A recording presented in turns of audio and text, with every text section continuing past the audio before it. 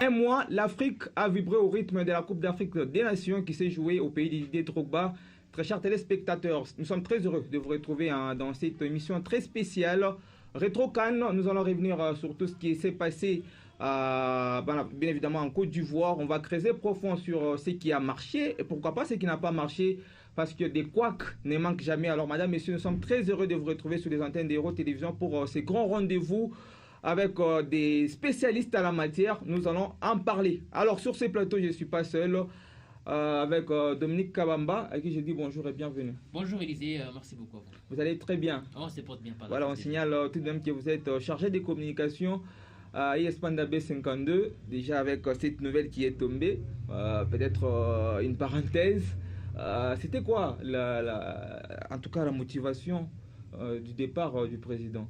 Merci beaucoup. Je pense que c'est une nouvelle qui fait très mal à plus d'une personne, à plus d'un sportif de la vie de l'Ucassi. Et d'ailleurs, parce que les téléphones ne cessent de sonner pour savoir c'est quoi la motivation. Eh bien, la motivation, c'est le souhait de voir du sang neuf à la tête du Panda B52 pour l'émergence, parce que c'est une équipe de la vie de l'Ucassi, un patrimoine qui doit continuer. Et si quelqu'un arrive à son terme, à la fin de la gestion, il faut qu'il y ait d'autres personnes qui viennent pour relayer et continuer avec la chose. Et c'était ça l'histoire de Rudy Kalonji qui a mis fin, qui a annoncé la démission à la tête du Panda B52. Ça fait mal, oui, mais il faut qu'il y ait d'autres personnes qui viennent prendre la relève ou le commande. Voilà. Alors, on va en parler en long et en large dans nos prochaines émissions. Alors, de ce côté, Giscard Moukazo, bonjour et bienvenue. Bonjour Élisée, un grand plaisir de nous retrouver. Surtout on peut dire à quoi merci beaucoup de retrouver aussi notre cher aîné, Dominique Kabamba, afin de ressurgir encore sur ce qu'a été la Coupe d'Afrique des Nations en terre ivoirienne. Alors on va déjà commencer avec cette compétition. Dominique Kabamba, vous l'avez suivi. Vous avez quand même suivi, je crois, toutes les rencontres, 52 matchs qui étaient au menu, la République démocratique du Congo qui a pris aussi part à cette compétition. Déjà, dès longtemps, est-ce qu'on peut dire que la Côte d'Ivoire a réussi cette compétition et surtout en termes organisationnels? Ah ouais, elle a réussi à 100% dans le sens d'abord sur le plan des infrastructures. Vous avez entendu le président Motiepe dans l'entretien, dans l'interview, il a dit, il a annoncé à la FIFA que la Côte d'Ivoire est à mesure même d'organiser la Coupe du Monde. Donc sur le plan infrastructure, je peux dire que ça va. Et ceux qui étaient sur place vous ont fait vivre l'ambiance de la Côte d'Ivoire. Les routes, les stades, les hôtels, tout était réuni pour organiser une compétition de cette hauteur. Et si elle arrive aussi à la fin, elle parvient à soulever le trophée, c'est tout à fait normal parce qu'il y avait beaucoup d'efforts. C'était un souhait de plus d'une personne. Si Didier Drogba a échoué d'amener la coupe, le trophée spécial chez lui à la maison, pourquoi pas les autres, comme ceux qui l'ont fait. C'est un plaisir, et avoir une nation africaine organiser une telle compétition de cette hauteur, ça fait plaisir. Et on espère également que c'est pas la fin. D'autres nations telles que l'RDC pourraient aussi être à la hauteur d'organiser une telle compétition qui nous a fait vibrer tous les matchs. C'est passé très tard dans la nuit, mais on était là en train de suivre et une très belle ambiance. Effectivement. Alors, jusqu'à Mokazo, est-ce qu'on peut dire que la Côte d'Ivoire a réussi sur tous les plans? Je pense oui, ils ont réussi leur sur tous les plans. Pas sur tous les plans. Je vais essayer de prendre un point où ça fait couler beaucoup d'encre. C'est sur le point d'engouement et l'effervescence dans d'autres matchs. Lorsque vous regardez d'autres matchs, les stades qui étaient presque vides. C'est seulement le supporter peut-être de quelques équipes qui sont venues en Côte d'Ivoire, qui pouvaient venir pour prendre quelques places au stade. Mais lorsque vous voyez peut-être dans d'autres compétitions, vous sentez quand même les gens concernés par la compétition, ils sont là présents. Même le gens, peut-être les Ivoiriens eux-mêmes, ils doivent être là présents. On a vu même les cas de jeux de la francophonie ici chez nous en RDC. Lorsque même d'autres nations pouvaient jouer, les Congolais répondaient présents au stade. C'est ce qui a manqué peut-être du côté Côte d'Ivoire. C'est ce qu'il faudra peut-être rectifier lors de la prochaine organisation au Maroc. Mais en tout et en gros, c'est pas parce que la Côte d'Ivoire a mal entamé la compétition? Non, je ne pense pas. C'est les sports, c'est le football qui réunit presque tout le monde. nous devons être joyeux et contents de voir les autres équipes aussi jouer et livrer leur spectacle.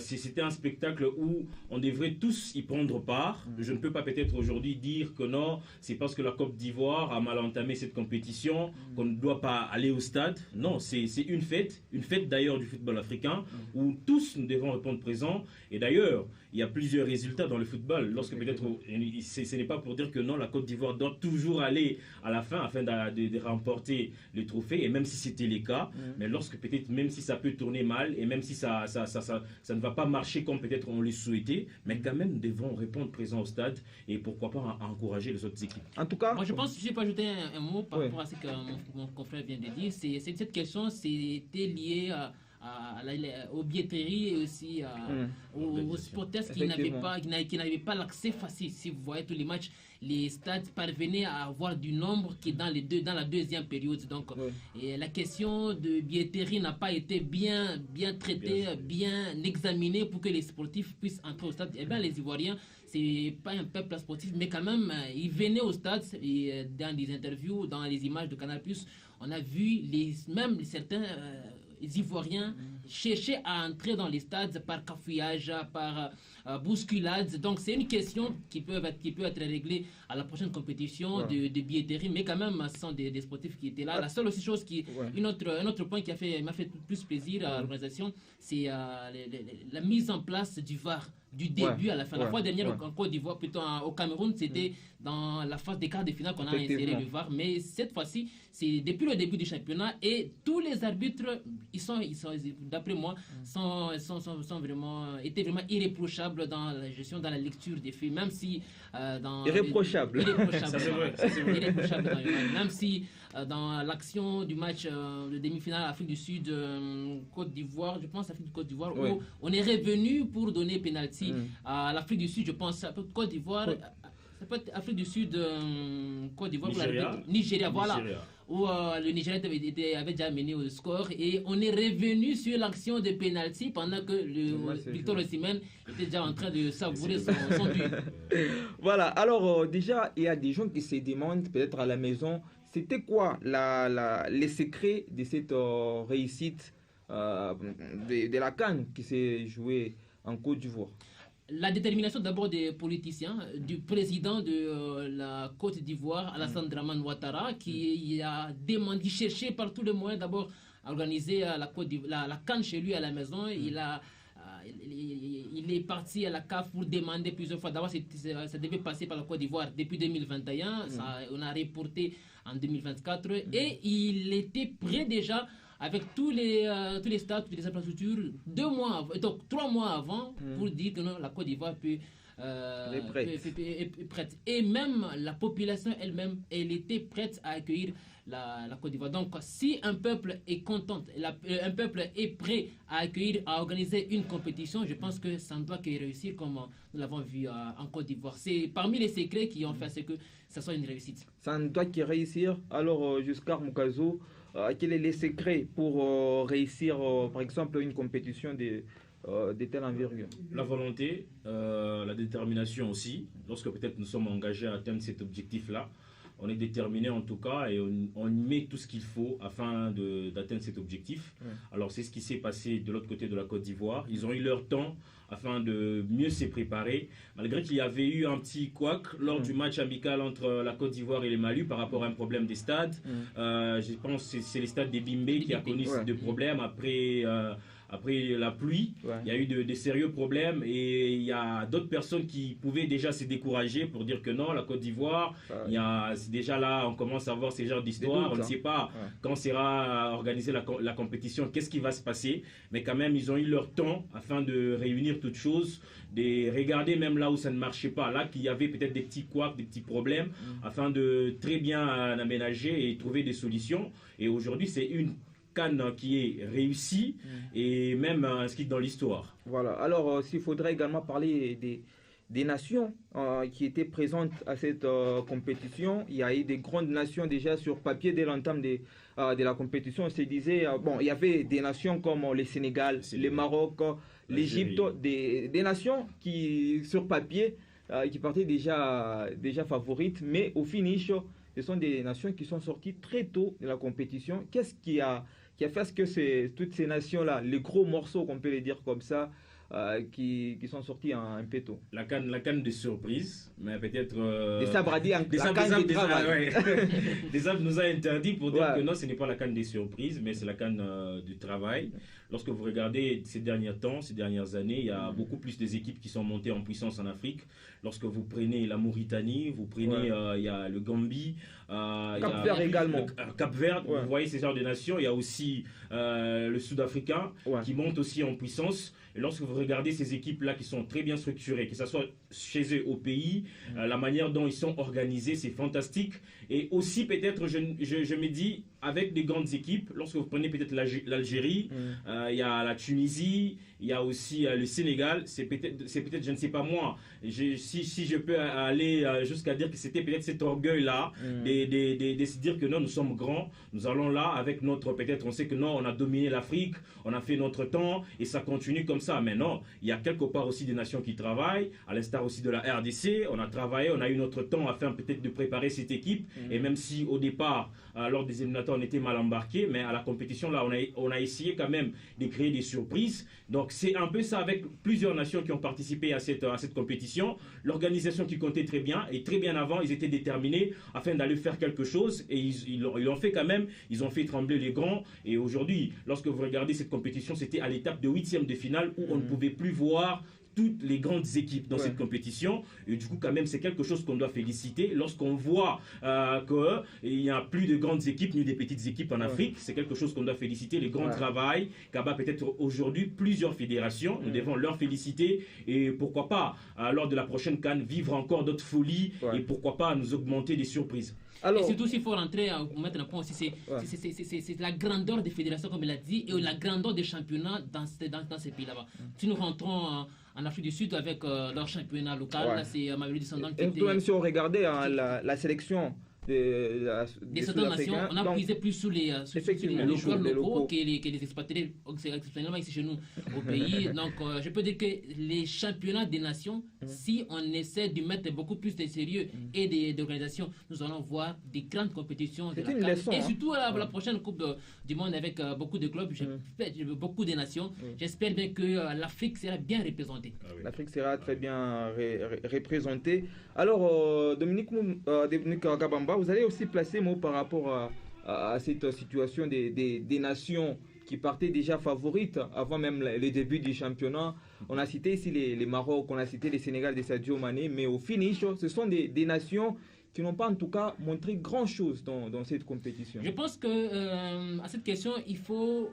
Même ces nations là-bas, elles étaient favorites, certes, et elles ont bataillé sérieusement. Vous voyez de quelle manière est-ce que le Sénégal de Aliou Cissé est sorti. Si vous voyez de quelle manière est-ce que le Cameroun est sorti, vous voyez de quelle manière est-ce que le Maroc est sorti, l'Égypte aussi. Donc, sont les nations qui étaient favorites, oui, mais elles ont sérieusement bataillé. C'est sur des petites erreurs. Le match RDC-Maroc, c'est dans les dernières minutes au tir au but qu'on est parvenu à dire enfin, on passe à l'étape suivante. Donc, toutes les nations étaient vraiment préparées pour aller au fond. On ne voyait pas un match acquis déjà dès la première minute. Voilà, ce match ici sera acquis par la victoire sera de tel ou tel autre côté. Donc, toutes les nations partaient avec la même ambition, le même courage, les mêmes performances pour accrocher la victoire. Donc, c'est par les petites erreurs et par le forcing des autres nations qui étaient bien... Alors, par là, on peut dire que ce n'était pas une canne des surprises, mais plutôt de travail. De travail, comme l'a dit mon confrère, c'est comme l'a dit aussi Sébastien Desabre.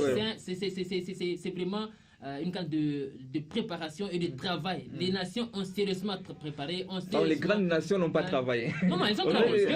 Elles ont travaillé. Je dis ici, de quelle manière est-ce que le Cameroun a été mis de côté. C'est dans les dernières minutes. L'espoir était là et toutes les nations forcées dans les dernières minutes pour gagner son adversaire. Donc, c'est des petits détails sur lesquels d'autres nations perdaient. Les grandes nations aussi avaient beaucoup d'ambition à aller de l'avant. Et le Sénégal qui est venu pour chercher à garder le trophée chez lui à la maison, parce que la fois dernière, c'est le Sénégal qui était champion au Cameroun. Donc, elle a fait beaucoup d'efforts, mais c'est dans les petits détails, comme je l'ai dit, qu'on les a battus par la Côte d'Ivoire. Donc, toutes les nations étaient au même pied. Alors, vous savez une chose, c'est qu'on ne peut pas aujourd'hui minimiser les petites nations parce qu'eux aussi avaient leur objectif en participant à cette compétition-là. Vous avez vos objectifs et lorsque vous avez vos objectifs, vous devriez tout donner. Et ils ont tout donné et ça crée ce que ça crée aujourd'hui avec plusieurs surprises. Et c'est ce que je disais dès l'entame, que quelque part aussi c'était quelque part l'orgueil de grandes nations. Non, on a dominé l'Afrique, notre palmarès le démontre. Aujourd'hui, peut-être nous sommes, je ne sais pas moi, premier au classement, deuxième et troisième, je ne sais pas moi. Mais lorsque peut-être vous rencontrez une nation qui a pris son temps de préparer et d'être focus sur cette compétition-là, je me dis quelque part, lorsque nous sommes sur le terrain, on donne tout ce qu'il faut. On n'a pas peur du Sénégal, on n'a pas peur, je ne sais pas moi, de l'Algérie. Et lorsque je regarde le match Mauritanie contre Algérie, la Mauritanie qui s'est imposée 1-0, je me dis, waouh, en Afrique, quelque part, c'est ce qu'on veut. On veut aujourd'hui en Afrique de voir ça. On veut voir toutes les équipes s'est donner à fond, toutes les équipes pour nous donner quand même du plaisir. Et lorsqu'on sera au stade, et lorsqu'on sera devant notre poste téléviseur, on se dit non. Quand même, on restera regarder un match, c'est pas moi, Gambie-Cap-Vert. On restera regarder un match, c'est pas moi, Afrique du Sud-Mauritanie, parce qu'il y aura un spectacle. Alors, selon vous, c'était quoi? C'était quelle équipe qui vous a vraiment surpris dans cette 34e édition? Je peux dire, l'équipe qui m'a beaucoup plus surpris, c'est l'équipe cap-verdienne. C'est l'équipe, moi, vraiment, je me dis, c'est peut-être la révélation. Bon, pas aller jusqu'à dire peut-être la révélation. Non, c'est possible. Hein. C'est possible. C'est le Cap Vert qui m'a plus attiré. C'est cette équipe par son jeu. Lorsque vous regardez cette cohésion-là. Parce qu'il devait parler de la RDC. La RDC, quand même, nous sommes aussi habitués à cette compétition-là. Et on sait d'où on est venu. Et du coup, on ne peut pas parler de la RDC. On prend les petites équipes lorsqu'on regarde comment est-ce qu'elles performent. Et jusqu'à arriver à ces niveaux-là, je me dis, les Cap Vert aujourd'hui, c'est une équipe quand même qui peut faire aussi trembler les grands. Et ils l'ont démontré dans leur groupe, c'est eux qui étaient premiers. Je me dis quelque part, si peut-être ils peuvent continuer sur cette même dynamique, lors de la CAN au Maroc, ils peuvent encore créer des surprises. Et pourquoi pas cette fois-ci aussi miser à arriver jusqu'en demi-finale lors de la CAN au Maroc. Vous avez parlé également de cette équipe du Cap-Vert. C'est une équipe qui a créé des surprises. Qui est venue dans la CAN avec des joueurs, pas des stars. C'est ça. Et tous les joueurs s'est donné à fond sur la pelouse. Et si vous jouez avec le Cap-Vert, vous ne connaissez pas qui est-ce qu'il faut attaquer, qui est-ce qu'il faut beaucoup plus. Ce n'est pas aussi cette raison-là qui a fait à ce que les grandes équipes soient éliminées. Déjà, par exemple, les Sénégal, qui comptaient beaucoup plus sur Sadio Mané. Non, le collectif dans toutes les équipes allait dans le même pourcentage. Toutes les équipes avaient des grands joueurs. Et si vous voyez aujourd'hui l'équipe type que la CAF nous a, plutôt le Canal Plus nous a proposé, donc vous allez voir, ce sont des joueurs qui ne sont pas des stars dans leur club et qui sont venus dans la CAN faire des preuves et des prouesses auxquelles les gens ne s'attendaient pas. Le Cap-Vert, même, il y avait des joueurs qui jouaient collectif, mais pas dans les individuels. Et tout le monde avait l'ambition, l'envie d'aller vers l'avant et de marquer. C'est une spécialité que moi j'ai vue dans cette CAN. Et de la manière dont ils gagnaient leur match, comme on l'a dit, mon confrère, ils étaient premiers, vous n'allez pas vous y croire. Ils étaient tous ambitieux, courageux sur la pelouse et la manière dont ils jouaient de la défense jusqu'à l'attaque. Et ils manipulaient le ballon favorablement d'une très bonne manière sur la pelouse afin d'attaquer l'équipe adverse. Ce n'était pas comme d'autres nations, comme d'autres camps qu'on a vu, et les joueurs passaient par des longues passes, allaient en course pour aller marquer. Et ils construisaient de la défense vers l'attaque et des jolis buts. Alors, c'est quelle équipe qui vous a beaucoup plus, je vais dire ici, trahi et même déçu dans cette 34e Bon, la déception, pas du tout, mais le regret, c'est de voir le Sénégal, de Aliou Cissé, qui a donné le meilleur de lui-même et qui est venu avec beaucoup de confiance. Et par la suite, c'est une équipe qui est tombée devant les organisateurs d'une manière sportive, oui. Est-ce qu'on a favorisé la Côte d'Ivoire? Non, même pas. Non, même pas, on l'a pas favorisé. Je pense pas sur quel point on l'a favorisé. Mais elle a mérité parce qu'elle a gagné tous ses matchs et c'est c'est pourquoi vous avez vu dans la finale Max Alec Gradel prendre le drapeau du Maroc pour remercier le Maroc. Et ils sont montés parce que le Maroc les a facilité ces passages là-bas. Donc toutes les équipes, moi je pense qu'il y avait des équipes qui m'ont plus déçu, mais j'ai plus regretté l'élimination du Sénégal. Jusqu'à le Sénégal également vous a déçu. Hein. Même pas. Même pas. Je le disais ici avant, lors de Plateau Cannes, je le disais souvent que c'est avec les Sénégal, et même s'ils arrivaient à remporter leur match, le premier match de la phase du groupe, tout ça, et je me disais c'était la fin d'une ère avec Aliou Cissé. Okay. C'était la fin d'une ère avec Aliou Cissé. Et lorsque vous regardez cette équipe encore jouer sur le terrain, vous sentez que non, pas parti. Je pense qu'il ne peut plus peut-être donner grand chose à cette équipe parce qu'à la dimension dont on attend peut-être voir les Sénégal, je ne pense pas qu'Aliou Cissé peut encore arriver à monter d'un cran ou soit amener cette équipe-là à ce niveau-là. Alors, moi, l'équipe qui m'a beaucoup plus déçu, c'était l'Algérie. C'était l'Algérie qui m'a beaucoup plus déçu dans cette compétition-là. Et lorsque je vois cette équipe qui n'a pas même pas réussi, vous êtes éliminé au premier tour, même pas réussir à franchir l'étape des huitièmes de finale, c'est grave. C'est grave parce qu'avant, lorsqu'ils ont raté, je pense... vous avez parlé de l'orgueil. Lorsqu'ils ont raté la Coupe du Monde, on a essayé peut-être d'aménager l'équipe, tout ça, apporter de nouvelles idées. Et surtout, avec leur président de la fédération qui avait démissionné ces temps-là, on a essayé d'amener de nouvelles figures, tout ça. Ils ont essayé de faire confiance encore à Jamel Belmadi. Et l'entraîneur qui est resté... Et je me disais, pourquoi faire confiance à cet entraîneur? Et peut-être, bon, il savait que non, il a remporté la CAN, je pense 2019. Il doit rester encore, tout ça. Mais bon, il est resté et voici ce que ça a donné. Et moi, peut-être, je m'attendais à plus avec cette équipe-là. Mais quand même, j'étais déçu de voir même la prestation sur terrain des Algériens. Alors, au finish, c'est la Côte d'Ivoire qui remporte ces trophées à la maison.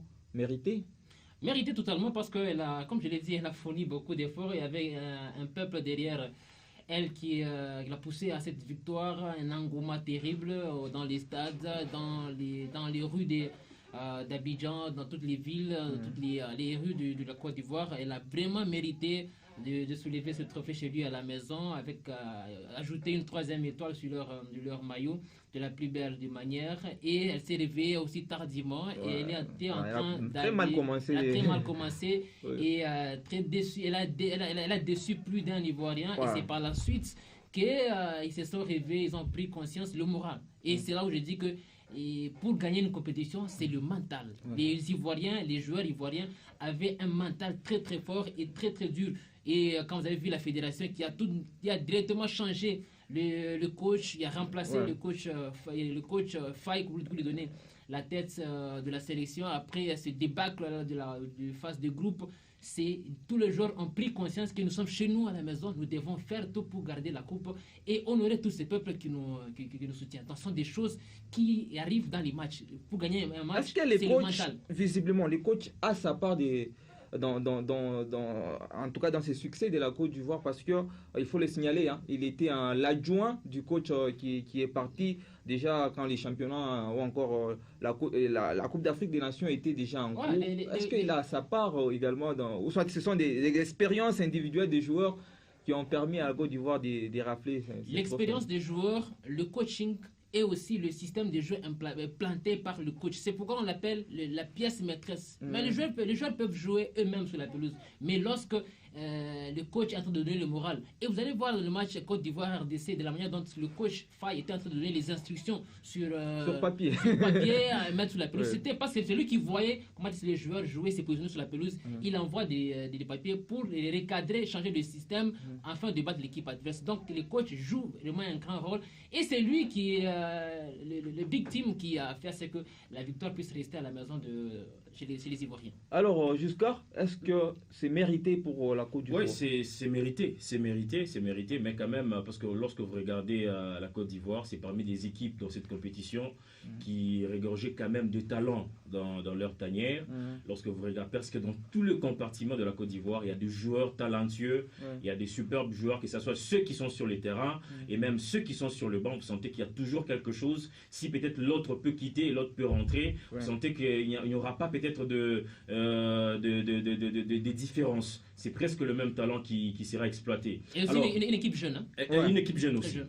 Et je me dis quelque part aussi, ils ont appris de leurs erreurs lors de l'entame de cette compétition avec plusieurs défaites. On a limogé Jean-Louis Gasset, le Français qui est parti. Et ils ont été repêchés comme meilleur troisième. Ouais. Alors, on voulait prendre Hervé Renard, il y a eu des problèmes, tout ça, et il a refusé. Et du coup, on a fait recours à notre... on a mis notre confiance aux locaux avec Hermas Faye, qui est venu, qui a pris cette équipe. Et ils avaient cette obligation-là. C'est une compétition où vous n'avez pas beaucoup de temps à mettre là sur pied pour essayer peut-être de se réveiller. Vous devrez vous réveiller immédiatement. Et après la victoire de la Côte d'Ivoire, on a vu comment est-ce qu'ils étaient joyeux. Et du coup, je me disais là, ils doivent faire quelque chose. Et face au Sénégal, je me disais, c'est une équipe quand même qui partait aussi avec toutes ces armes-là, bien présent. Et ils ont fait ce qu'il fallait faire. Ils ont créé l'exploit face aux Lions sénégalais. Et après la compétition, lorsque vous voyez cette équipe-là jouer, vous sentez qu'il y a quelque chose. Que ce soit face à la RDC, ils ont réussi à nous bouffer. Que ce soit au milieu de terrain, là, on ne pouvait plus s'en sortir. Lorsque vous avez un caissier qui est là, qui prend tout son temps, vous avez un Fofana qui est là, qui a l'impact physique incroyable, qui dépasse même nos joueurs. Surtout avec les jeunes. Et surtout avec les jeunes qui sont beaucoup plus talentueux. C'est une équipe quand même qui méritait mieux. Et quand même, ils sont venus de très loin en tout cas. Et arriver jusqu'à remporter cette compétition, c'est quelque chose qu'il faudra féliciter avec les efforts de l'entraîneur et aussi de l'équipe. Emres Faye qui a réussi quand même à s'imposer dans cette équipe. Et je pense qu'il aura encore la confiance de sa fédération pour essayer quand même d'amener cette équipe aux prochaines échéances. Alors ici, avant de parler également de la République démocratique du Congo, parce que là, il y a à boire et à manger, c'est quoi la grande leçon qu'on peut retenir de cette Coupe d'Afrique des Nations selon vous? En tout cas, beaucoup plus l'humilité. L'humilité avec des équipes. Okay. L'humilité, lorsque peut-être on joue en état humble, je pense qu'on pourra beaucoup plus s'en sortir parce qu'avec tout ce qu'on a vécu comme surprise dans cette CAN, je me dis quelque part, toutes les équipes... Il n'y a pas eu dans cette CAN, on peut le dire. Il n'y a pas eu avec d'autres équipes. Ouais. Il n'y a pas eu avec d'autres équipes. C'est pour cela qu'on a vécu plusieurs surprises et surtout avec des grandes équipes. Et surtout avec des grandes équipes qui d'autres n'ont pas réussi à franchir même le premier tour. Vous voyez. Donc lorsque peut-être nous sommes humbles, on prend toutes les équipes au même niveau, on respecte l'adversaire comme il faudra. Je pense qu'on ira loin. On ira loin dans chaque compétition où on prendra part. L'humilité et aussi la détermination. L'humilité dans toutes les équipes et la détermination. L'humilité, pourquoi? Parce que le Maroc n'était pas venu avec l'humilité. Et la manière, le Maroc était venu avec beaucoup d'orgueil, le sursaut d'orgueil et des actes qui allaient tâcher la compétition. Vous avez vu par ce que leur coach a fait avec Chassin Mbemba, le comportement des joueurs, la manière de jouer, d'attaquer les adversaires sur la pelouse, la nervosité sur la pelouse. Donc les Marocains manquaient vraiment de l'humilité. Et chez les Congolais, c'est la détermination. Et d'autres clubs, d'autres nations, c'était la détermination qui a fait ce que qui puissent avancer vers la finale. Si le Maroc aussi avait cette détermination, cette humilité, peut-être il pouvait aller très loin. Alors, on va parler de la République démocratique du Congo qui est arrivée, qui a fini en 4e au finish de cette 34e édition, bien évidemment, de la Coupe d'Afrique des Nations qui s'est jouée en Côte d'Ivoire. Déjà, s'il faudra revenir sur son parcours jusqu'à Mukazo en quelques mots, comment est-ce que tu peux décrire ce parcours de la République démocratique du Congo? Un parcours fantastique de nos part. Parce que cette CAN qui n'était pas notre objectif en tout cas, et même l'objectif du sélectionneur national lorsqu'il a paraphé son bail avec la fédération et les ministères, c'était juste pour préparer la CAN 2025 et aussi le mondial. Parce que déjà dès le départ on était mal embarqué avec les éliminatoires de la CAN 2023, sous l'ère Hector Cooper. Donc on ne pouvait plus espérer qu'on ira même à la CAN. Et on arrive à la CAN, on crée quand même l'exploit. Et lorsque peut-être Sébastien Desabre a réussi à qualifier l'équipe à la CAN, il pouvait dire devant le média que non, son objectif était de sortir d'abord des phases des groupes et la suite, nous sommes des compétiteurs, on va jouer, on verra ce qu'on va faire. Et du coup, vous trouvez cette équipe-là arriver jusqu'en demi-finale. Je pense que c'est quelque chose qu'il faudra féliciter, que ce soit les travail du coach qui est fait aujourd'hui, que ce soit aussi le courage et la détermination du joueur là qui répondent présents. Et vous sentez que lorsque cette équipe, même si cette équipe là joue, et même si quand même on a des individualités sur le banc et tout ça, il y a de meilleurs joueurs, tout ça, on a quand même des joueurs talentueux, que ce soit sur le banc et même ceux qui sont sur le terrain, mais vous sentez cette cohésion là, vous sentez qu'il y a une famille qui joue sur les terrains, et du coup on était capable quand même de créer l'exploit, et c'est ce qui est fait. C'est fantastique en tout cas. Félicitations Léopard, félicitations à Desabre et à toute l'équipe. Alors Dominique, est-ce qu'un parcours alléchant? Un parcours alléchant, oui, comme vous venez de le dire, mais dans un seul compartiment où ça ne marchait pas, ça n'était pas bien, c'est l'attaque de la RDC, et le coaching de Sébastien Desabre permettait que je puisse lui lancer ces cailloux, parce qu'il ne parvenait pas à bien gérer la ligne offensive de la RDC. Avec, on comprend. Avec en pointe Cédric Bakambu. Pourtant, il y avait Banza sur le banc, il y avait Maëlé sur le banc, et dans toutes Est-ce qu'ils sont mieux que Bakambu? Ils ne sont pas mieux, mais ce sont des joueurs occasionnels et qui changent le cours de match par instinct. On a senti l'incapacité ou l'inefficacité de Cédric Bakambu dans le premier et le deuxième match. Pourquoi les titulariser encore le troisième match? Pourtant, on savait même dans les interviews, les coachs adverses savaient que de donner les stratégies à ces joueurs pour ne pas donner le temps de jeu, l'espace à Cédric Bakambu, parce qu'il a été fantastique dans les éliminatoires.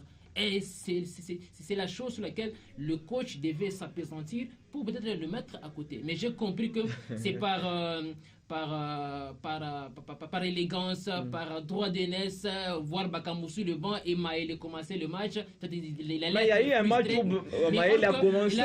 Il n'a rien prouvé en tout cas. non, je pense qu'il a commencé, oui, mais le premier match ou le deuxième match, quand on l'a titularisé, c'est dit Bakambu, moi j'étais pas d'accord. Il fallait qu'on puisse le premier match par rapport à l'erreur commise de pénalty. Oui, c'est normal que quelqu'un puisse rater un pénalty, mais dans quelle manière? Et par quel joueur? Oui, toutes les stars, tous les grands joueurs commettent les erreurs, mais pas Cédric Bakambu. Et par la suite, c'est là où j'ai dit que le coach devait déjà travailler le mental des autres et le remplacer, mettre quelqu'un d'autre qui pouvait faire mieux, Banza ou Maëlé. Je pense que je ne serais pas d'accord avec Dominique Kabamba. Je ne serais pas d'accord avec ses arguments. Lorsqu'aujourd'hui vous voyez cette équipe, nous sommes encore premièrement en reconstruction avec cette équipe.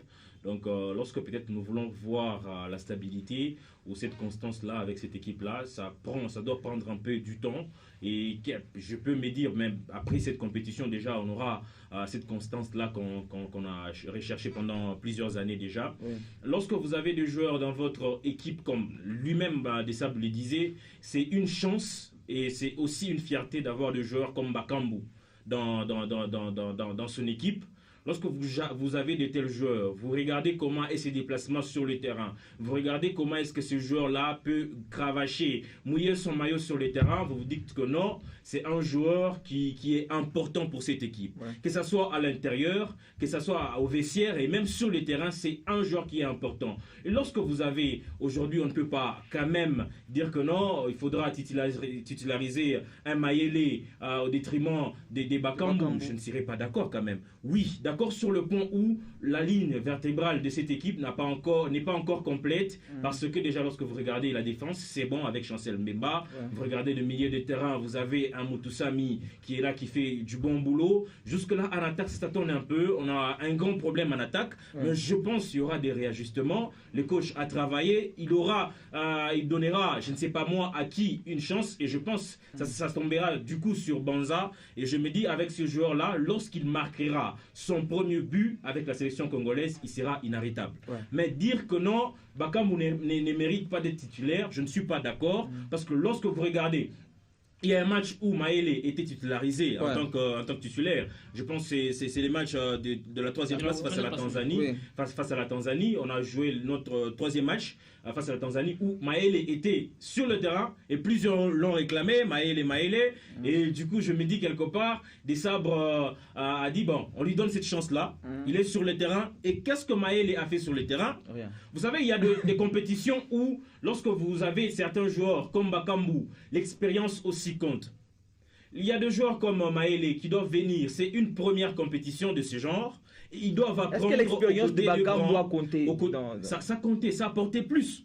Ça apportait plus. Qu'est-ce qu'il y a? Regardez le match. On joue. Ce n'est pas grave. Ici, on a félicité le Cap Vert. Pourquoi? Parce que c'est une équipe qui est partie avec des joueurs, tous avec le même esprit, le même niveau et pas avec des individualités, mais le collectif. Ouais. Et même si aujourd'hui on peut dire que non, Bakambu est sorti sans but, ce n'est pas le premier joueur. Ce n'est pas le premier joueur. Ce n'est pas tous les joueurs qui ont marqué dans cette compétition-là. Tous les grands joueurs n'ont pas marqué. Et lorsque vous regardez, il y a certains grands joueurs, les Sadio Mané, qui se sont arrêtés à l'étape des huitièmes de finale. Mohamed Salah, n'en parlons même pas, et les autres qui se sont arrêtés. Mahrez, n'en parlons même pas. Et même Bakambu qui est arrivé jusqu'en demi-finale, il faudra féliciter quand même. Et même sans marquer, le premier match face à la Zambie, c'est une passe décisive de Bakambu. Regardez dans ses déplacements sur le terrain. Et même si peut-être... C'est pourquoi Des Sabres avait le système de 3-4-1. Et même si Bakambu ne peut pas marquer, et même c'est ce qu'il peut apporter sur le terrain. J'ai regardé les images, j'ai regardé les films de la CAN, j'ai regardé les déplacements de Osimhen sur le terrain, c'était fantastique. Ces déplacements partout apportaient même le but, et même si lui ne marquait pas, et même ces déplacements permettaient aux autres attaquants de mieux jouer sur le terrain et de marquer le but.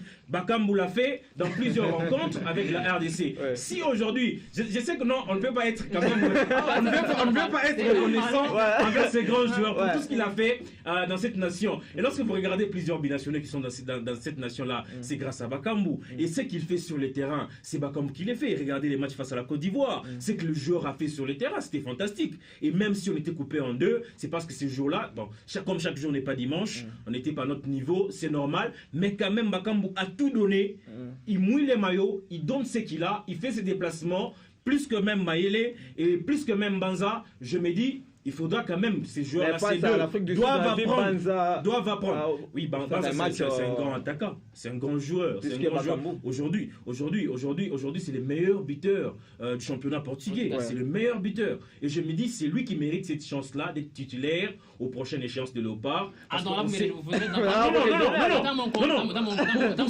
Pour cette canne, lorsque vous dites que non, Bakambu ne doit pas être titulaire, je ne suis pas d'accord. Je ne suis pas d'accord. Oui, peut-être en carence de but, il ne marque pas. Et aussi, vous devez rentrer un peu en arrière. Lorsque vous regardez le moment difficile qu'a traversé Bakambu avec Galatasaray, vous voyez, tout ça, ça joue aussi sur le mental d'un joueur, d'un grand joueur comme lui. Il a besoin du temps de jeu, il a besoin de cette confiance-là. Et c'est Des Sabres qui a décidé de lui donner cette confiance-là en sélection. Et il a fait ce qu'il a fait, il a fait des efforts qu'il faut. Parce que tout ce qu'on a eu là, ce ne sont pas les efforts d'un seul joueur, ou je ne sais pas moi, des Maswak ou bien des Mbemba. Non, c'est l'équipe tout entière. C'est l'équipe tout entière. Alors, on ne peut pas peut-être écarter Bakambu pour dire que non, Bakambu n'a rien fait, il n'a rien fait. Non, il a fait quelque chose. Vous avez dit une chose qui m'a attiré mon attention, c'est de dire que on n'avait pas du temps de jeu. C'est une compétition, une haute compétition. Une compétition de taille en Afrique. On ne doit pas faire venir des joueurs qui n'ont pas de temps de jeu. Et voilà les conséquences. Un joueur qui prend la tête d'une nation qui n'a pas de temps de jeu. Voilà ce qu'il nous a donné. Mais par contre, si on avait donné la chance, le mental fort à Maëlle, à Banza, et surtout quand on parle avec beaucoup de courage, il devait... Quand on parle d'une sélection, on voit les meilleurs joueurs du moment. Quel est le temps? Je ne sais pas. Quel est le temps de jeu aujourd'hui du meilleur buteur? Je pense Bébé, le capitaine de... Je pense ce n'est pas Bébé, c'est Silou quelque chose. Voilà. Genre le capitaine de la Guinée équatoriale. Quel est le temps de jeu dans son club en Espagne? Mais aujourd'hui, il termine meilleur buteur de cette compétition-là avec 5 buts. Pendant que c'est un expérimenté, on l'a pris avec cette expérience-là, c'est un grand, il peut donner quelque chose sur le terrain. Il joue en deuxième division en Espagne et il n'y a pas assez de temps de jeu pour lui. C'est un joueur qui apparaît soit en seconde période, sur le terrain, difficile d'être titulaire, mais lorsqu'il arrive dans son équipe nationale, on décide de lui faire confiance et il donne tout ce qu'il a. Il donne tout ce qu'il a dans les jambes et voici aujourd'hui, c'est le meilleur buteur de l'Afrique. Alors, Dominique, vous ne trouvez pas qu'il y avait un grand problème avec les attaquants des pointes? Parce qu'on avait Maïlé, on avait Banza, on avait Bakambu, mais on joue pratiquement 7 matchs sans but pour les attaquants des pointes. Est-ce que c'est leur problème ou il y a aussi des problèmes parce que dans une équipe, il y a des milieux qui doivent faire la transition des balles. Est-ce que c'est un problème des attaquants tout simplement? C'est un problème des attaquants. Si les défenseurs Mbemba marquent, il pas venir marquer même dans son club en France, si Massakou peut marquer, pourquoi pas les attaquants? C'est leur mission première de marquer les buts. Et c'est leur ils sont passés à côté. Ils sont passés à côté. Ici, nous voyons même le match de classement contre l'Afrique du Sud. Donc, toute la honte est sur les têtes de nos attaquants parce qu'ils avaient beaucoup d'occasions à marquer, mais ils ne l'ont pas fait. Et quand on mettait dans le même sac, les Maël qui sont rentrés par la suite, les Bandes qui sont rentrés par la suite. Donc, c'est un compartiment où le coach doit maintenant travailler durement pour espérer aller de l'avant dans d'autres compétitions. Alors, les points forts de la République démocratique du Congo, c'est lesquels selon vous jusqu'à... Les points forts de la RDC, vous avez déjà d'abord le groupe dans son ensemble qui fait jusque-là un travail fantastique. Les points forts de la RDC, lorsque vous prenez la ligne défensive de la RDC, c'est fantastique. Vous avez un leader comme Mbemba sur le terrain qui peut crier sur vous, qui peut vous recadrer, vous reprocher. C'est déjà quelque chose de réussi. Et du coup, lorsqu'on l'associe, on avait un peu peur d'Inonga Baka. On avait un peu peur, mais c'est quelqu'un qui m'a vraiment moi ébloui. Il était fantastique sur le terrain. Et lorsque vous prenez aussi les médiateurs avec Moutousami, c'est monsieur, vraiment c'est fantastique. Et regardez même lorsqu'il joue sur le terrain, et regardez même tout le match, ce sont eux deux avec Mbemba qui ont presque joué tout le match de la RDC dans cette compétition. Et vous sentez que ce sont le point fort de cette équipe-là. Et lorsque vous essayez de toucher Moutousami, vous avez cette facilité-là d'atteindre la défense. Et c'est ce qui a été fait avec la Côte d'Ivoire. Lorsque Kessié et Fofana ont compris cela, et du coup aussi l'impact physique qui a joué. Lorsque vous avez un joueur comme Moutousami qui n'a pas assez de physique avec lui, c'est déjà difficile. Je pense qu'il faudra encore beaucoup plus travailler sur son physique pour essayer encore d'être beaucoup plus fort. Lorsque vous n'êtes pas fort sur le plan physique, ça ne va pas passer avec plusieurs équipes. C'est par là qu'on a un peu échoué. Mais pendant que ce sont deux points forts de la RDC lorsque nous sommes sur le terrain. Et du coup, là, on a besoin encore beaucoup plus de jeunes gens qui peuvent venir renforcer cette équipe. Et surtout, en ce qui concerne des joueurs qui peuvent commencer à donner des passes en profondeur, on a besoin d'un milieu relayeur, un très bon. D'ailleurs, on a Adeno Assadi qui est le Balukish qui sont là de jeunes gens. Je pense qu'ils vont en région de la Tanière bientôt là. Et pour essayer de donner ces souffles-là à l'équipe. Et du coup, je vous dis, et aujourd'hui, on s'est plaint pour dire que non, nos attaquants de pointe ne marquent pas. Et lorsque ces gars-là seront en sélection, on n'aura plus besoin de se plaindre. Et du coup, nos larmes seront essuyées. Alors, mais pour beaucoup plus, moi, le point fort de l'équipe nationale de l'RDC, c'est les ailes. Nous avons des ailiers forts, Wissa, Yohan Wissa, Meshak Elia, qui ont de la vitesse en eux, et qui ont de la percussion, qui ont de physique, et qui s'imposent facilement sur la pelouse lorsque ils sont dans leur couloir respectif. Donc, si on peut encore avoir d'autres Meshak Elia, d'autres Yohan Wissa de la même envergure, de même taille, de même percussion, je pense que l'RDC va aller de l'avant. Les meilleurs joueurs, selon vous, dans cette sélection? Charles Piquel, c'est le meilleur, et Moutousami parce que ce sont les joueurs qui ont maîtrisé le match, qui savaient maîtriser le match et même le milieu, de faire la transition facile de la défense vers l'attaque, même si l'attaque n'a pas marqué beaucoup de buts. Jusqu'à les meilleurs joueurs, selon vous? Samuel Moutousami. Samuel Moutousami, c'est le meilleur de cette équipe. Mais où est-ce que vous avez placé les merveilles de Yohan Wissa? Parce que, Yohan Wissa... Je t'attends un peu sur lui, ce n'est pas parce que non, il a mis 2 buts qu'il sera meilleur joueur. Non, on doit voir que le joueur dégage sur le terrain.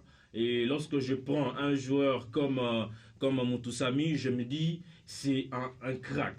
Un joueur qui est capable de tout sur le terrain. Que ce soit sur le plan offensif et défensif. Il fait très bien son boulot. Et comme on chantait au Stade des Martyrs, Mountoussa met l'équipe Pogba. Et je pouvais regarder sur le terrain et dire que non, ces messieurs, vraiment, c'est quelqu'un qui ne doit pas manquer à cette sélection-là. Voilà. C'est les meilleurs. Voilà, c'est les meilleurs, selon vous. Alors, nous sommes presque à la fin de cette émission. On peut aussi se projeter sur la CAN en 2025 qui va se jouer bien évidemment au Maroc. Quels sont les défis, selon vous, à relever pour cette 35e édition qui arrive? L'organisation d'abord dans l'ensemble, les infrastructures et aussi l'hospitalité. La CAN qui vient de se terminer en Côte d'Ivoire, c'était une CAN de l'hospitalité. On l'a vu, on l'a senti.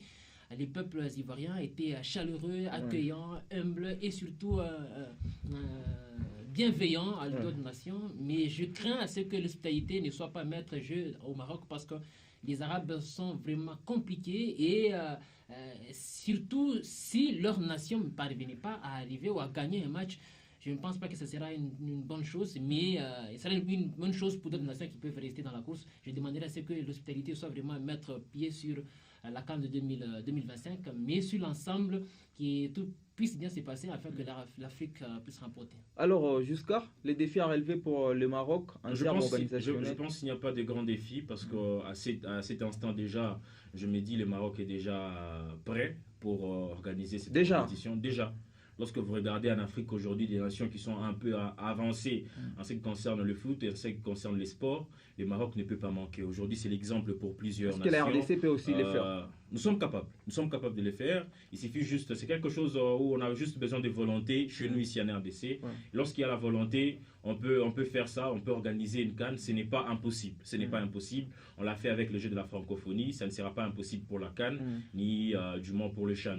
Alors, je me dis aujourd'hui, le Maroc est prêt pour organiser cette compétition parce qu'ils sont beaucoup plus avancés. Et du coup, j'aimerais rebondir sur ces points-là de Dominique Abamba sur l'hospitalité. Et je crains un peu avec tout ce qui s'est passé entre Mbemba et le Marocain. Je me dis, si on se retrouve au Maroc, qu'est-ce qui va se passer? Bon, je me dis, ça sera un peu tout ça arrangé bien avant pour aider que le Congolais puisse se sentir un peu à l'aise et évoluer très bien. Et je me dis aussi, c'est sur le point où ça pose problème avec le Maghrébien surtout. L'hospitalité, c'est qu'on a vu vraiment en Côte d'Ivoire. Ils étaient accueillants, joyeux avec tout le monde. Donc on était presque une famille. C'était une véritable fête. Et nous voudrons que cela aussi puisse être le cas avec le Maroc, que ce soit une véritable fête du football africain où tout le monde va se sentir à l'aise. Voilà. En tout cas, nous sommes pratiquement à la fin de cette émission. Dominique Abamba, peut-être nous donnons une minute pour parler des titres quand même individuels qu'on a quand même donné à certains joueurs. Il y a les jeunes joueurs Simon Adigra, les joueurs de la Côte d'Ivoire, voilà, qui est sorti quand même aussi, qui a monté ses griffes. William, le goalkeeper de la voilà. Est-ce que c'est mérité pour tous ces joueurs-là? Oui, c'est mérité. Moi, je pense qu'on devait aussi donner un mérite à notre Chancel Mbemba qui a sérieusement mouillé le maillot et qui s'est donné vraiment à fond. Il devait aussi avoir même un médaille parce qu'il meilleur défenseur parce qu'il a été au four et au moulin pour produire à cette CAN des belles rencontres, des belles prestations. En ce qui concerne le goalkeeper de l'Afrique du Sud, il a été meilleur sur toute la ligne, dans toutes les rencontres. Il a fait des clean sheets, des pénaltys. Des pénaltys, des tirs au but, il a arrêté.